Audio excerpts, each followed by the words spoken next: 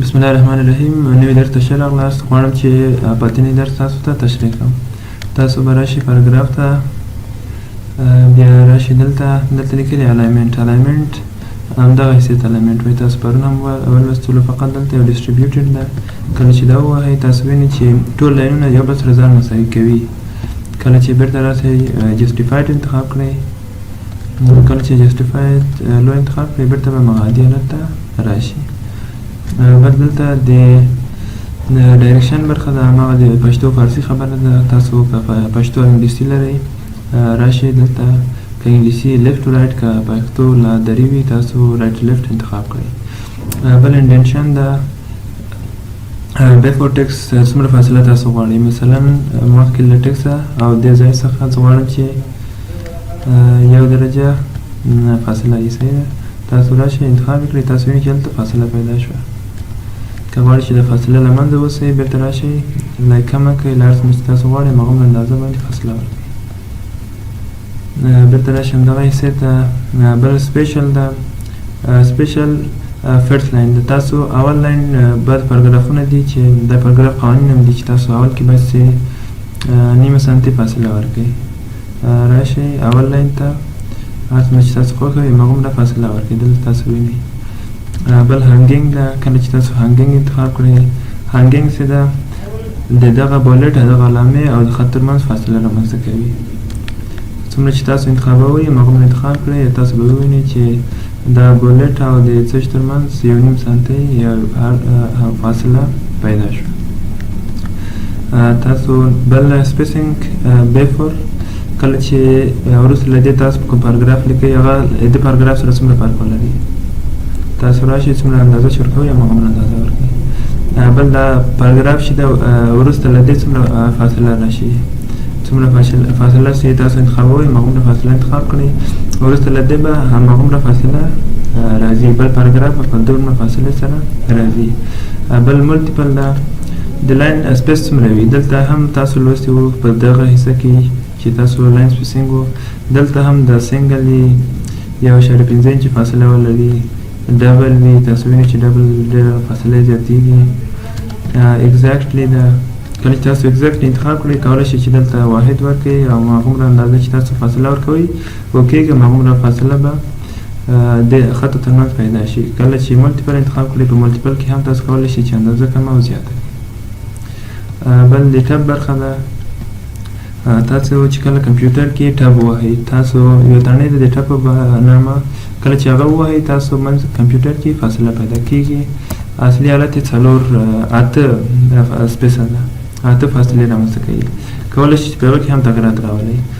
مثلا زه غواړم چې کله زه ټب ووهم، زه غواړم چې 60 سپیسه کار وکړي. دا د اوس لپاره ده. که غواړئ چې دایمي کار وکړي دلته ولیکئ 60. دا به زما لپاره دایمي انتخاب کړي. دا الاینمنټ ده چې د کوم حالت لپاره وي، لیفت لپاره وي، رایټ لپاره وي، هر حالت چې تاسو انتخابوئ. د لیفت انتخابوم، دا مې انتخاب کړو.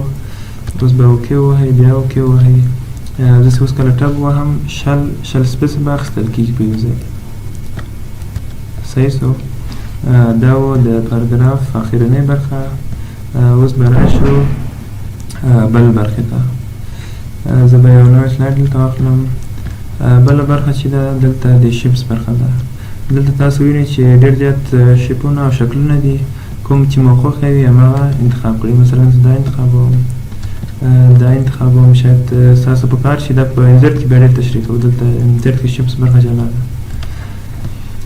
بل دلته اکشن بټن دی. اکشن بټن چې دا ډېر مهمه دي. دا به انشاءالله کله چې تاسو درس انزرټ کې وو بیا په انزرټ کې به اکشن بټن باندې بیا کار وکړو. دا خاص شیپونه دي چې خاص وظیفې لري. اوس به راشو یو څو برخې به یې د دلته تشریح کړم. زه به راشم دلته یو څو شکله واخلم. یو به دا یو بل شیپ هم واخلم، اکشن بټن نه وي، عادي شیپونه وي. یو به دا شیپ واخلم. کله چې غواړئ رنګ ورکړئ راشئ له دې ځایه رنګ ورکړئ. دلته راشئ دې ته به هم رنګ ورکړم.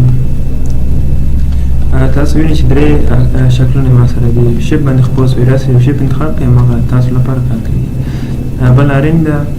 برینګ ټو فرانټ کله چې درې شکل ولرو تاسو غواړئ چې اخیرنی شکل اول ته راشي لا دویم شکل اول ته راشي تاسو راشئ برینګ ټو فرانټ ووهئ هماغه شکل له ټولو څخه مخکې کیږي سینډ ټو بیک غواړئ چې دغه اوسنی شکل اخري ته ولاړ سي بل برینګ فارورډ کله چې تاسو غواړئ ستاسو شکل یو لیر مخکې ولاړ سي یو درجه مخکې ولاړ سي کله چې زه دا شکل غواړم چې برینګ ټو فرانټ برینګ ټو فارورډ دې کړم کله چې برینګ فارورډ وهم دا یو درجه مخکې راغی کله چې برینګ فرانټ کم له ټولو څخه مخکې شي غواړم چې سینډ ټو بیک کم اخر ته به ولاړ شي که غواړم چې سینډ بیکوارډ کم یو لیر به شاته ولاړ سي د دغه شکل شاته به ولاړ شي بل ګروپ ده کله چې زه ګروپ ته راشم څو شکل دي کله چې زه دا دغه تغیرات راولم تنها به دغه تغیرات راځي لا به دغه تغیرات راځي هر شکل چې وي کله چې زه دا ګروپ کم دا ټول به زه دلته ګروپ کم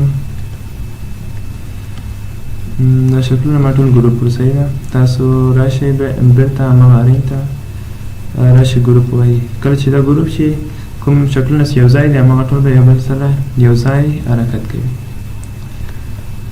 بل که ان ګروپ یې کوي دی به له ګروپه ووځي هر شکل به خپل جلا جلا کارونه کوي زه به دا درې دانې جلا کړم له دې څخه دا کنټرول ډي ما وهلی دا ټول ډبلیکیټ شوي دوه دانې جوړ شوي څخه